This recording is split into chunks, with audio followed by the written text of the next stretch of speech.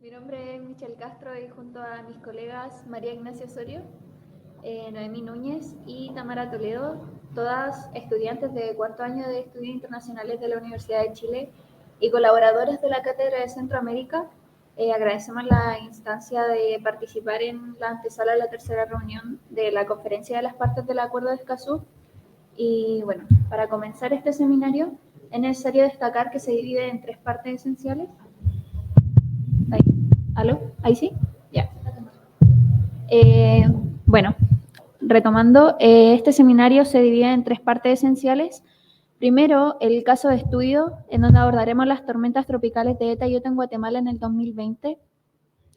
En esta sección se explorará el impacto diferenciado de estos fenómenos socionaturales y sus efectos sobre la población femenina. Pasando a la siguiente etapa, trataremos la discusión de cómo se relaciona esta problemática con el Acuerdo de Escazú, en donde examinaremos la relación entre los desafíos presentados en el estudio de caso y el marco normativo del acuerdo y cómo este acuerdo puede proporcionar herramientas y directrices para abordar la gestión de desastres en la región. Y por último, hablaremos sobre la estrategia gubernamental en la gestión de desastres de los países ratificantes, en donde analizaremos las estrategias implementadas por los países que han ratificado el acuerdo en relación con la gestión de desastres y cómo estos países están o no utilizando este marco normativo para fortalecer sus sistemas de gestión de desastres y promover el enfoque de género en ellos. Para efectos de esta investigación usamos el estudio de caso de ETA y IOTA en Guatemala, país que si bien no ha ratificado el Acuerdo de Escazú, nos sirve para evidenciar la falta del enfoque de género en la gestión de riesgos de desastres. Esta selección se basa en un trabajo realizado con anterioridad para la Cátedra de Centroamérica del Instituto de Estudios Internacionales con el objetivo de analizar la gestión de desastres y cómo considera las diferencias de género. Para esto realizamos entrevistas a profundidad con organizaciones locales especializadas en cambio climático, género y gestión de crisis, acompañado de una revisión bibliográfica y datos. Y en vista de que los fenómenos socionaturales no se viven igual para hombres y mujeres, ya que las dinámicas históricas de violencia de género y discriminación, junto a otros patrones de relevancia como la feminización de la pobreza, hacen experimentar a las mujeres y niñas los desastres socionaturales desde un sitial de mayor inseguridad.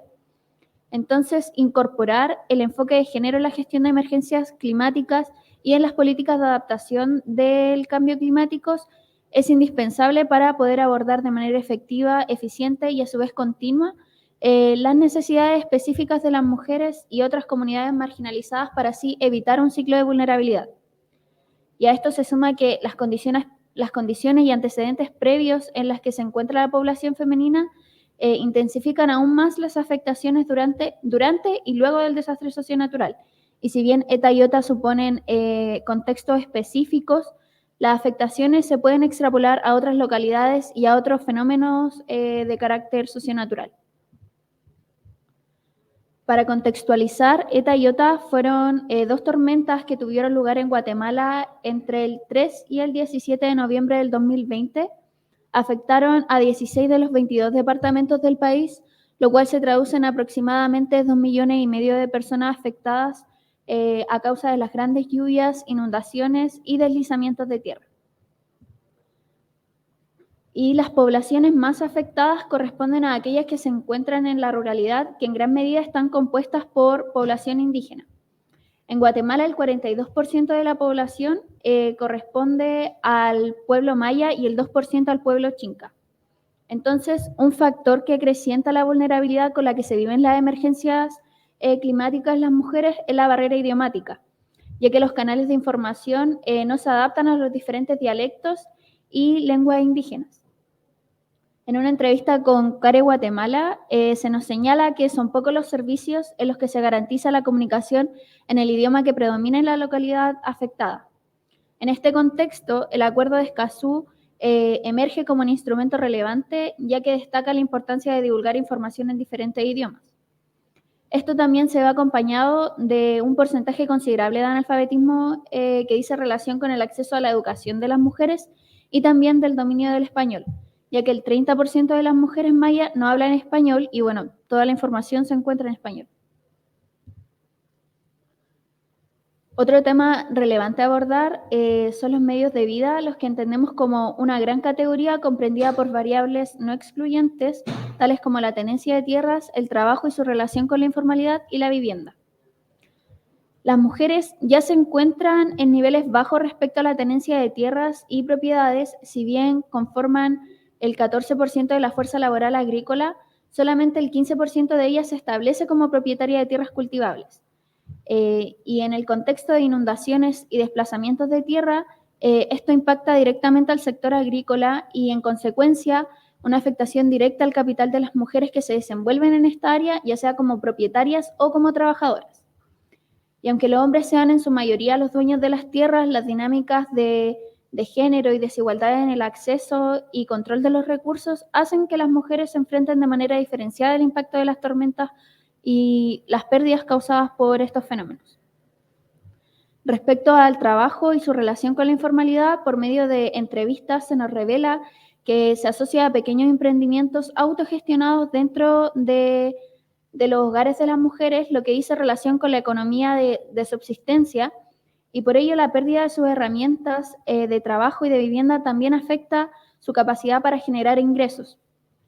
y también su sustento económico, lo cual resulta en un retroceso en su independencia económica. Y en la misma línea con lo anterior, la pérdida de las viviendas afecta de forma diferenciada en cuanto a las dificultades que enfrentan las mujeres para poder establecerse como beneficiarias de ayudas estatales o para la obtención de créditos que les permita reconstruir sus pérdidas. En algunas entrevistas se menciona que solamente las mujeres que figuraban como jefas de hogar eran las que recibían los beneficios estatales y que es mucho más difícil también para una mujer acceder a créditos bancarios debido a la misma informalidad laboral que se mencionaba con anterioridad. Bueno, otro espacio en el que pudimos encontrar a través de las entrevistas que las mujeres sufren de mayores vulnerabilidades en un contexto de emergencia son los albergues. Antes de continuar, queremos mencionarles que la información que ven desplegada ahí, específicamente los datos, se nos fue entregado por ONU Mujeres Guatemala cuando las estábamos entrevistando. Sin embargo, ellas nos pidieron que por favor aclaráramos que todos los datos que ven ahí no son extrapolables a toda la realidad nacional de las zonas afectadas por ETA y OTA, dado que solamente es un análisis rápido y entrevistaron a un universo de algo así como de 100 o 200 mujeres. Sin embargo, creemos que el material sí es útil para identificar los patrones de violencia que se pudieron generar dentro de los albergues. Bueno, en primera instancia tenemos lo relativo a sanidad. Podemos ver que dentro de los albergues hubieron problemas para que las mujeres pudieran acceder a algo tan básico como la higiene. Y bueno, el problema fundamental acá era que muchos de estos espacios eran colegios o iglesias muchas veces que no estaban acondicionadas para recibir a esta cantidad de personas. Entonces, ¿qué ocurría? Que habían baños que estaban en mal estado, donde las mujeres no se podían duchar porque no había agua o porque las puertas estaban en mal estado, o simplemente no había una separación de baños para hombres y mujeres, lo que también las colocaba en un sitial de mucha más inseguridad. Por otro lado, el acceso a productos menstruales también fue deficiente durante la emergencia. Solamente el 9% de las entrevistadas dijo haber podido obtener toallas higiénicas o copas menstruales. Y el problema acá es que ni siquiera fue el Estado quien pudo generar una política pública o acciones para entregar este tipo de cuestiones, sino que en su mayoría quien los entregó fueron privados o las mismas ONG. Otra cuestión a considerar es que la violencia y la inseguridad también se acrecentaron en el contexto de los albergues. Dentro de las entrevistas que hicimos se nos revelaron, por ejemplo, casos de violencia, intentos de violencia sexual o violencia física dentro de los albergues. Y lo más preocupante que sobre todo nos reveló ONU Mujeres es que había una falta de protocolo de las personas que custodiaban estos albergues, que eran en general la Policía Militar de Guatemala y el Ejército. Estas personas no estaban preparadas para saber qué hacer en un contexto de violencia física o dónde derivar a una mujer que había sido víctima de violencia sexual y alguno de esos tipos de crímenes, ¿no? Y también dentro de estos espacios se profundizaron los roles de géneros. Y esto dice relación con una precondición estructural que hay en Guatemala, la cual la literatura nos dice que las mujeres indígenas en contextos de ruralidad, que fueron quienes principalmente se vieron afectadas por esta emergencia climática, suelen no involucrarse en la gobernanza local de las comunidades. Y esto no es porque no quieran, sino que muchas veces porque no tienen tiempo y bueno, obviamente también por las variables culturales que les dicen que ellas no deberían estar en esos espacios y no deberían involucrarse en la gobernanza local de las comunidades. Así, esta falta de involucramiento se extrapoló a la gobernanza de los albergues y existió un tipo de división sexual del trabajo en el cual las mujeres generaban trabajos mucho más asociados al rol de la mujer, como cocinar, como cuidar a niños, a ancianos, o como limpiar, por ejemplo, pero cuestiones más sustantivas, como la seguridad, eran propiedad o estaban gestionadas por los hombres. Así, por ejemplo, en el tema de la seguridad, ahí también había un problema, porque la seguridad para las mujeres muchas veces, y bueno, la mayoría de las veces es entendida de manera distinta que los hombres. Y así, mientras un hombre durante la emergencia, por ejemplo, podía estar más preocupado de que no le robaran lo que había podido rescatar de su hogar, una mujer iba a estar mucho más preocupada de que no la violaran o de que no ejercieran violencia sexual contra ella. Entonces, finalmente, cuando no se genera o cuando no se visibiliza esta problemática, también estamos dejando de lado esta situación diferenciada. Bueno, por otro lado, la gestión, acá no nos queremos detener tanto, pero sí creemos que es importante mencionar que en Guatemala la gestión de riesgos y desastres se lleva a cabo por 3 entidades fundamentales, que es, bueno, el Estado, los organismos de Naciones Unidas, que tienen un gran papel en la sociedad guatemalteca, y también por ONGs. Y acá la principal problemática que existía en torno a cómo sobrellevar la emergencia decía relación con la falta de levantamientos de datos diferenciados por género. Entonces, ¿qué es lo que ocurría? Al Estado le correspondía una zona, a la ONG les correspondía otra y a Naciones Unidas otras. Y las zonas que les correspondían a Naciones Unidas y las ONGs, ellas sí se preocupaban de tener formularios en los cuales pudieran diferenciar por género o pudieran identificar cuántas mujeres de ahí pertenecían a algún pueblo indígena o cuál era su ocupación. Pero el Estado no hacía esa diferenciación, sino que solamente se ocupaba de poder constatar y cuantificar el número total de afectados. Y esto finalmente es una gran problemática porque el Estado era quien finalmente sintetizaba y sistematizaba toda esta información y al final para nosotras también significó un problema para fines investigativos porque nunca pudimos saber del total de los más de 2 millones de afectados cuántos eran mujeres, cuántos eran hombres, cuántos pertenecían al pueblo originario, cuál era su ocupación, sino que solamente había un barrido general. Y acá el problema radica en que muchas veces cuando los datos no están, pareciera ser que el problema no existe. Entonces, es imposible también que se responda de manera diferenciada y que se generen políticas públicas diferenciadas al momento de la recuperación.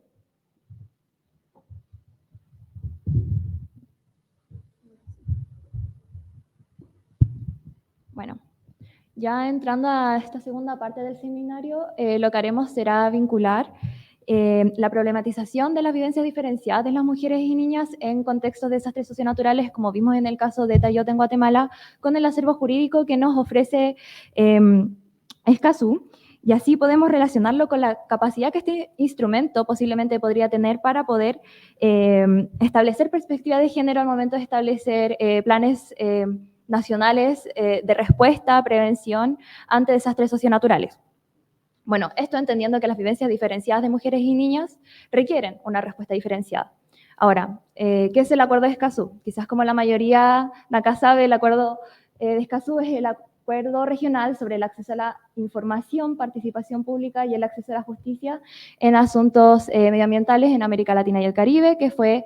adoptado en, tal como dice su nombre, Escazú, Costa Rica, el año 2018 y tiene como antecedente directo la Declaración de Río de 1992, en particular el principio 10. Bueno, ya entrando de lleno un poco en la revisión de los artículos, el primero de sus artículos establece los objetivos del acuerdo, que sería garantizar la implementación plena y efectiva en la región de los derechos de acceso a la información ambiental, participación pública en los procesos de toma de decisión ambiental y también el derecho al acceso a la justicia en asuntos ambientales. Luego ya en el artículo 2, el acuerdo establece una serie de definiciones que son necesarias para poder entender el acuerdo, pero nosotras nos centraremos específicamente en 2 de estos. Primero, en el inciso C, se habla de información ambiental, que es todo cualquier tipo, o sea, información registrada en cualquier tipo de formato, relativa al medio ambiente, los recursos naturales y sus elementos, y que también también se incluye aquella información que puede generar impactos en el medio ambiente como en la salud de las personas. Y es acá donde nosotras queremos ubicar la información relacionada con los planes de prevención y respuesta ante desastres socionaturales. Bueno, por otro lado, en el inciso E del artículo 2 se establece la definición de personas o grupos en situación de vulnerabilidad, y estos se definen en el acuerdo como personas o grupos que encuentran especiales dificultades para poder ejercer con plenitud sus derechos de acceso. Y acá nosotras encontramos que existe un tipo de ambigüedad, primero porque no debería limitarse esta definición solamente a los derechos de acceso, como sería el acceso a la información o el acceso a la justicia, sino también porque esta definición se ocupa en los artículos relacionados con la participación pública, y asimismo consideramos dentro de estos grupos en situación de vulnerabilidad a las mujeres y niñas, entendiéndose como un sector vulnerado, con una serie de dificultades en los contextos de crisis relacionados al acceso a la información, a la seguridad, a la sanidad y en su recuperación. Y esto, bueno, lo vimos en la problematización que se hizo inicialmente en el caso de Guatemala, donde la inseguridad experimentada en los albergues y en los procesos de recuperación fueron aspectos críticos que surgieron durante y después de las tormentas. Bueno, ya en el artículo 5, ya entrando a analizar estos artículos que nos permiten un poco conectar los planes de emergencia con perspectiva de género y Escazú, el artículo 5 establece el acceso a la información medioambiental y se establece, bueno, las bases sobre accesibilidad de información ambiental que deben respetar y garantizar como derecho los estados partes del acuerdo. Destacamos 2 incisos, el 3 y el 4, que establecen la facilitación de acceso a la información mediante procedimientos de atención específicos para grupos vulnerables. Ambos se refieren hacia la adaptación que tienen que realizar los estados para responder a los grupos vulnerables y que tengan una mejor o una propicia acceso a la información. Y por el otro lado, en el inciso 4 se establece que cómo los estados deben realizar una debida asistencia para la formulación de peticiones y en la obtención de respuesta. En este caso, en el último inciso, se menciona en particular los pueblos originarios y grupos étnicos. Bueno, y con la revisión de este artículo podemos decir que Escazú establece y considera un marco de adaptabilidad que deben realizar los estados en los canales de acceso de información ambiental para la diversidad poblacional que hay en un territorio. Y esto si lo vinculamos con el caso de, ETA y OTA en Guatemala, podemos evidenciar cómo la falta de información en prevención, mecanismos de respuesta y de recuperación, se comprende la necesidad urgente de que los estados consideren las especificidades de la población afectada frente al acceso a la información. Bueno, acá podemos incluir la traducción ante los idiomas que se utilizan en un territorio, considerando los dialectos o idiomas o lenguas indígenas, así también como la necesaria adaptabilidad en los protocolos de gestión de desastres en contextos de ruralidad o niveles de educación diferenciados, como por ejemplo considerar los niveles de analfabetismo que pueda haber en un territorio. Y bueno, y con esto así podemos entender cómo la necesidad de que los estados garanticen una información actualizada y de fácil comprensión, que considere que debe haber especificidades para que haya una igualdad de condiciones hacia el acceso a la información. Bueno, por otro lado tenemos el artículo 7 sobre participación pública en los procesos de toma de decisión ambientales, y este es el principal artículo que consideramos al momento de evaluar que instala el acuerdo para que se garantice la participación de mujeres y niñas en los diseños de política y toma de decisión. Bueno, este artículo, tal como dice su nombre, asegura el derecho de participación del público de forma abierta e inclusiva en los procesos de toma de decisiones ambientales, Y en el inciso 2 se establecen los mecanismos de participación en procesos de toma de decisión, de revisiones, reexaminaciones o actualizaciones de política, y esto va de la mano con el 3, que también habla de la participación en elaboraciones de políticas, planes, etcétera, con significativo impacto en el medio ambiente. Y de acá se comprende que la participación pública va más allá de los procesos de consulta, sino que también deben considerarse la participación pública en los procesos de actualización y evaluación de políticas públicas ambientales, y donde podría incluirse los planes de prevención, respuesta y recuperación y gestión de desastres naturales. Ahora, bueno, respecto a los incisos 10 y 14 que revisaremos más adelante, acá se suponen las garantías de participación para los grupos vulnerables en los procesos de toma de decisión ambiental. Y en el 10, primero que nada, se consideran que los estados deben asegurar las condiciones propicias, tomando en cuenta las condiciones propicias para la participación pública, tomando en cuenta una adecuación hacia las características diversas del público. Y entre estos puede ser, por ejemplo, características socioeconómicas como también las de género. Y por el otro lado, en el inciso 14 se establece el esfuerzo que deben realizar las autoridades públicas para que haya un involucramiento activo y oportuno y efectivo hacia los grupos en situación de vulnerabilidad. Ahora, a partir del análisis de este artículo, que es de participación pública, podemos decir de que los estados se ven de alguna forma obligados a asegurar las condiciones de participación para grupos marginalizados, donde podemos ubicar a las mujeres. Y esta necesidad nuevamente la evidenciamos con toda la problematización de las tormentas tropicales de Eta y Iota, donde se veían interceptadas la desigualdad de género con sus condiciones de ruralidad, indigenismo, niveles de educación, pobreza. Y al momento de tomar en consideración estas características, al establecer los mecanismos de participación, no solo se habilita mayores espacios de gobernanza para las mujeres, sino que también se consideran los sectores heterogéneos de la población y que esto se refleje en las políticas y en las respuestas adecuadas.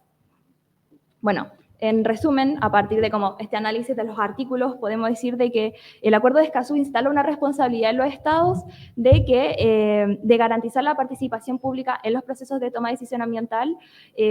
con especificidad, con adaptabilidad hacia los grupos vulnerables, como también esta adaptabilidad debe darse en el acceso a la información. Y de esta forma puede exigirse y fomentarse en los estados que ratificaron el acuerdo, y ojalá esto se amplíe, la participación de las mujeres en los diseños, en los procesos de diseño de política ambiental, también como en el monitoreo y evaluación de tales políticas. Y con esto se puede dar la posibilidad de la incorporación, ojalá de forma transversal, de la perspectiva de género en los planes de emergencia y gestión de desastres socionaturales, entendiendo nuevamente que las vivencias de desigualdades de mujeres y niñas requieren una perspectiva de género para que la respuesta estatal sea adecuada. Y bueno, ahora pasando ya a la última sección del seminario y entendiendo cuál es la relación de la gestión de desastres con una perspectiva de género y el Acuerdo de Escazú, vamos a pasar a una revisión bien general de las estrategias gubernamentales de distintos estados ratificantes y algunas salvedades. Los datos que ven a continuación los sacamos de la disponibilidad pública que había de los distintos planes. Cabe mencionar que algunos de ellos están en proceso de actualización, sin embargo nos quedamos con los planes vigentes. Y la selección de países no se hizo a través de una consideración si es que tenían más o menos consideraciones de género en sus planes, sino que se hizo de forma aleatoria. Bueno, vamos a comenzar por casa. Sabemos que en Chile somos constantes víctimas de distintos tipos de desastres socionaturales de distinta índole, y por ello el trabajo de la Política Nacional de Reducción de Desastres es fundamental para poder combatirlos. Se destaca en primera instancia que la política nacional sí considera el enfoque de género como uno de sus principios orientadores, y así, si bien insta de forma categórica a la caracterización de las distintas comunidades afectadas de mejor forma, no considera una desagregación de datos por género, que es un asunto que les vamos a poner mucho énfasis, pues lo consideramos fundamental para poder ver si los estados identifican el problema y si también los están plasmando de una forma práctica en la sistematización de los distintos planes. Si vamos a considerar el trabajo que tiene la Mesa de Trabajo de Gestión de Riesgo y Género, que principalmente se basa en la realización de distintos talleres, seminarios, autocapacitación para distintas entidades, que tiene llegada a distintos líderes de sociedad civil, de tomadores de decisiones en las comunidades locales,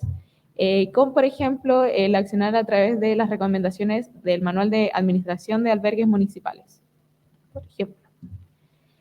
Ahora pasando a lo que es el caso de Jamaica, encontramos que la política de manejo de desastres, también al igual que Chile, reconoce la equidad de género como un principio guía, también reconoce la vivencia diferenciada en casos específicos de gestión de desastres y también apunta a la determinación específica de distintas entidades para poder ejercer acción por sobre distintos temas específicos. En el caso de género encontramos el trabajo del Bureau of Gender Affairs, pero de nuevo, al igual que Chile y como lo vamos a ir viendo a través de todos los países, no hay una sistematización de los datos. Sin embargo, sí se insta a la capacitación de distintas mujeres, por ejemplo, a través de distintas habilidades para poder potenciar la recuperación de las distintas comunidades, como en este caso es capacitaciones dirigidas a la construcción de sus casas. Se les capacita, por ejemplo, en habilidades como la carpintería. Y en ello se concentra principalmente algo que destaca bastante la política, que es el trabajo desde las localidades y no solo desde el gobierno central, entendiendo las distintas especificidades que cada departamento tiene. En el caso de Nicaragua, encontramos el Plan Nacional de Gestión de Riesgo y en ella, a diferencia de muchos de los países que analizamos, sí hay un capítulo completo de equidad de género. Y a la vez el plan, es bien majadero en insistir cómo la participación pública es fundamental para poder adecuar el plan, y esto lo sistematiza a través del trabajo de distintas coordinaciones representantes de diferentes grupos vulnerados. En el caso de la mujer, vamos a atribuir la acción a la Coordinadora de Derechos de la Mujer, y también el plan hace bastante énfasis en cómo el posicionamiento de la mujer ante los desastres naturales se ve potenciado por su posición estructural, que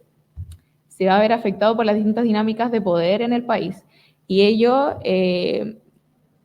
para poder combatir ello, adoptan distintas medidas que dicen relación con, por ejemplo, el potenciamiento de los medios de vida de la mujer, entendiendo que muchos de sus trabajos se conectan con el espacio del hogar, la seguridad alimentaria y oportunidades de capitalización, por ejemplo, para las pequeñas y medianas empresas que las mujeres llevan a cabo. Ahora, en el caso de Panamá, el Plan Estratégico Nacional, que es el instrumento principal del país, no hace mención de la incorporación de la perspectiva de género. Sin embargo, sí se hace referencia a la Política Nacional de Gestión Integral del Riesgo. Este instrumento, que es del año 2010, tiene por objetivo abordar la gestión de riesgo de una forma integral y en consideración de distintas comunidades vulneradas. En ella sí se menciona la perspectiva de género como un pilar principal. Sin embargo, de nuevo, no hay mención de mecanismos específicos para poder combatirla, ni tampoco de desagregación de datos por género. En el caso de Ecuador, creemos que es uno de los países que menor abordaje tiene respecto de la perspectiva de género, pues en el plan específico de gestión de riesgos, si bien establece la equidad de género como uno de sus principios, no menciona más allá a la mujer a lo largo de todo el plan, ni de mecanismos estratégicos. Si bien hay antecedentes de cómo la Secretaría de Riesgos tiene adopción de lineamientos contra la prevención de la violencia de género, esto no se sistematiza de ninguna forma en el plan, más allá de una mención declarativa de la equidad de género que no se sistematiza a través de ninguna otra parte del plan. Bueno, en el último caso que vamos a revisar, tenemos a México. México en su Programa Nacional de Protección Civil sí reconoce la vivencia diferenciada por género en contextos de desastre, y además durante todo el plan se hace mención constante al Objetivo de Desarrollo Sostenible número 5 sobre empoderamiento femenino e igualdad de género. También consideran una mesa de trabajo con perspectiva de género que establece estrategias de colaboración entre entidades tanto públicas como privadas que se encargan de la gestión de riesgos y desastres, e intentan desde ahí poder generar contenido relacionado con cómo aplicar el enfoque de género y cómo estas organizaciones pueden incorporar la perspectiva de género a sus competencias y al trabajo que van a desarrollar. Sin embargo, en México tenemos una problemática fundamental que dice relación con que al ser México un estado federal, cada entidad cuenta con gestiones diferenciadas en relación a cómo enfrentar los riesgos y desastres y tiene demasiada autonomía en torno a los planes que quiere desarrollar en relación a este tema. Entonces vamos a tener que algunos estados sí incorporan la perspectiva de género, sí desarrollan capacitaciones, pero la mayoría de los estados no lo hacen porque finalmente el Plan Nacional de Protección Civil tiene aspectos mucho más de recomendación que de obligación, por lo mismo que les comentaba de la autonomía que tiene cada estado para llevar a cabo sus políticas. Bueno, y como conclusión de nuestra presentación, queremos recalcar 4 aspectos fundamentales que creemos que es importante volver a mencionar. El primero dice relación con que consideramos que el Acuerdo de Escazú sí es un instrumento apelable para que se incluya el enfoque de género en la gestión de riesgos y desastres, así como mencionó mi colega Tamara, específicamente en lo que dice relación con los artículos de participación pública y de acceso a la información de grupos vulnerables. Sin embargo, como pudimos constatar, en general los estados contratantes no cuentan con estrategias plausibles en torno a cómo incorporar el enfoque de género a la gestión de riesgos y desastres. Así tienen muchos lineamientos generales, tienen declaraciones de principios en las que se incorporan a las mujeres y se incorporan el enfoque de género, pero no hay un contenido plausible o concreto, no hay políticas públicas en las que podamos decir, mira, acá sí efectivamente están incorporando a las mujeres y sí en los planes de recuperación, por ejemplo, se incorporan esta vivencia diferenciada que tienen el género femenino en relación a los desastres. Por lo mismo, creemos que el acuerdo debería reconocer explícitamente a mujeres y niñas como grupo en situación de vulnerabilidad multidimensional. Y esto dice relación con que, claro, el Acuerdo de Escazú reconoce en general a los grupos vulnerables, pero no hay un reconocimiento explícito de las mujeres. Y creemos que si esto ocurriera, si es que el acuerdo tuviera una incorporación del enfoque de género, sí existiría una mayor capacidad para exhortar a los estados en torno a que deberían cumplir con el enfoque de género y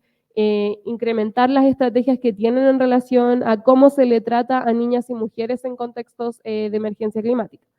Y finalmente, creemos que es importante que se continúe posicionando la urgencia de contar con planes de respuesta que incluyan el impacto diferenciado que los desastres naturales tienen para el género femenino. Esto porque, como sabemos, el cambio climático llegó para quedarse, es una realidad, y finalmente este tipo de catástrofes van a seguir sucediendo a lo largo del tiempo, y para eso tenemos que contar con planes y políticas públicas específicas que puedan generar respuestas también para aquellos grupos que viven el cambio climático y estos contextos de desastre desde un sitial de mayor vulnerabilidad. Así que bueno, esa ha sido nuestra presentación. Esperamos haya quedado todo claro y cualquier pregunta estamos acá para resolverla.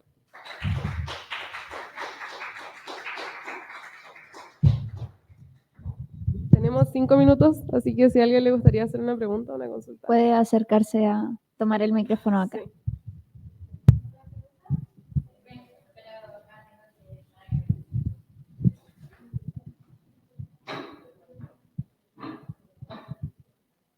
Ya, primero, muchas gracias. Me interesó mucho la actividad,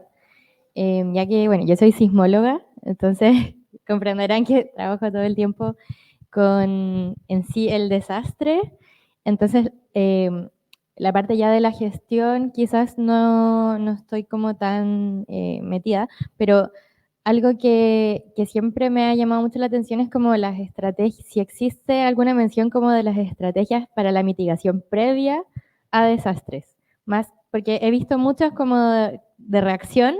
ya el tema de los albergues, todo eso es como de reacción, pero ¿qué tipo de cosas o gestiones ustedes han visto que se están haciendo en los países de Latinoamérica y el Caribe para poder mitigar ya sean, no sé, terremotos o riesgo de tsunami? Me imagino que planes de evacuación en las tormentas, ese tipo de cosas. Bueno, creo que la verdad, principalmente mientras realizábamos la investigación de Guatemala, pudimos darnos cuenta de que en general el actuar de los estados es reactivo, no proactivo. A lo largo de la revisión pudimos ver también cómo la condición estructural de la mujer es una que potencia mucho cómo se vive de forma diferenciada, y precisamente temas como la educación, la pobreza, el trabajo, no son asuntos que se abordan con una dirección hacia los desastres. Entonces, claro, mayormente los estados se concentran de forma reaccionaria y el actuar también de las organizaciones. La diferencia entre el actuar del Estado y entidades como ONU Mujeres, CARE, que es una de Guatemala, responde a una deficiencia, más que nada. Entonces, creo que están bien al debe incluyéndonos, más que nada.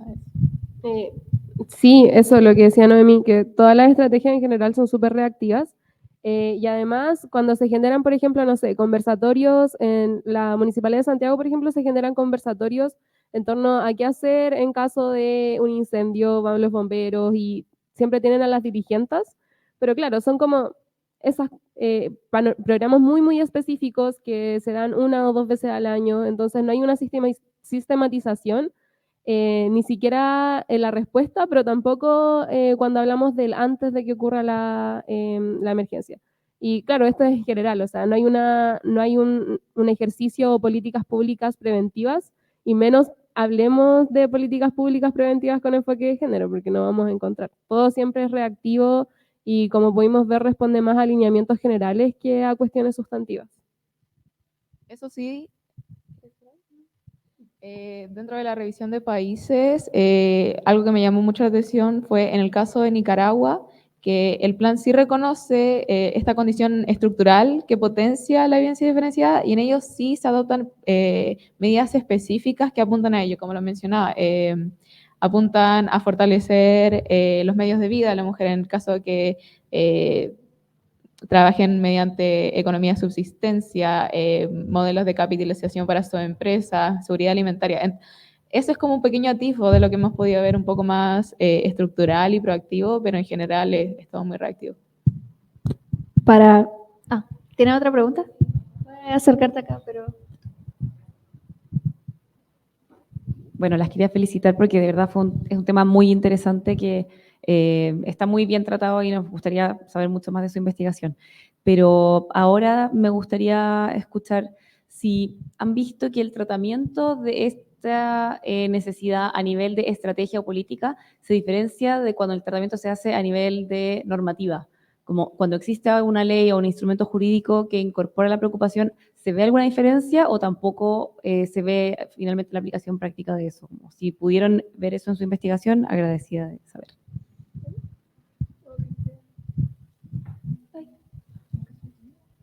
Ya, ahí cuando nos relacionamos específicamente a Escazú, tenemos un gran problema. Escazú sí es un tratado vinculante para los estados que son contratantes. Sin embargo, ocurre que, claro, también Escazú, como los estados no se quieren comprometer en el ámbito internacional a generar estrategias que puedan, no sé, significar mucho gasto, por ejemplo, mucho financiamiento, a pesar de que son estados contratantes y que están ahí, tampoco es mucho lo que hacen. Y lo que nosotros nos dimos cuenta es que cuando se crean estos planes, por ejemplo, o cuando se crean las mesas de trabajo de enfoque de género, es muy poco lo que se apela a Escazú para aquello. Se apela mucho a la CEDAW, se apela a la plataforma de Beijing, al marco Sendai, que es también sobre enfoque de género. Pero finalmente, como son instrumentos internacionales que, uno, muchos de ellos no son vinculantes, y dos, muchos de ellos tampoco tienen lineamientos tan concretos, sino que vuelven a lo que volvíamos anteriormente, son muy generales. Tampoco hay un cambio tan sustantivo en torno a, no sé, si es que vamos a hacer estrategias legales o políticas públicas más concretas, sino que finalmente todo queda a discrecionalidad del Estado y lo que el Estado pueda o quiera hacer. Bueno, y un pequeño detalle es que en general los estados, podríamos decir de que a pesar de que ratifiquen un acuerdo internacional que sea vinculante, suelen aprovecharse mucho de lo que mencionamos como con la definición de grupos vulnerables, por ejemplo, que se aprovechan de cómo esta ambigüedad, de que ya grupos vulnerables depende de las condiciones de cada estado que es un grupo vulnerable. Entonces se da como esta ambigüedad que da paso a que los estados no necesariamente se preocupen de todos o hagan un catastro de realmente qué son los grupos vulnerables, cuáles son los pueblos que, por ejemplo, no tienen acceso a la información. Entonces, claro, ese es como un gran problema que podemos decir de aquellos como instrumentos que son vinculantes a nivel internacional, pero que dan, claro, dan como este espacio para la gradualidad, para la adaptación, al mismo tiempo caen mucho en la ambigüedad. Esta ambigüedad también se ve acompañado de un escaso seguimiento de si se cumple o no el marco normativo de algún acuerdo. Sí, algo chiquitito. Creo que también responde mucho a que la gestión de riesgos, sobre todo en Centroamérica, no se aborda extensivamente de lo que es el Estado. Entonces, la sistematización a través de políticas no tiene mucho espacio porque el rol de la ONG, el rol de la sociedad civil, el rol de ONU Mujeres es muy sustantivo y no son ellos los hacedores de política pública. Entonces, creo que igual responden mucho a eso. Pero de hecho en Guatemala, como un dato freak, la organización que se ocupa, ya tenemos a la organización que se ocupa de los riesgos de desastre, que sería el símil de Senapred acá, y ellos sí tienen una pequeña oficina de género, pero esa oficina solamente está compuesta por 2 personas. Entonces no tienen financiamiento y no es mucho más lo que pueden hacer. Muchas gracias. Si alguien más tiene alguna pregunta y si no, damos ya por pasado. finalizado. Sí. Muchas gracias por su Muchas gracias atención. por la atención.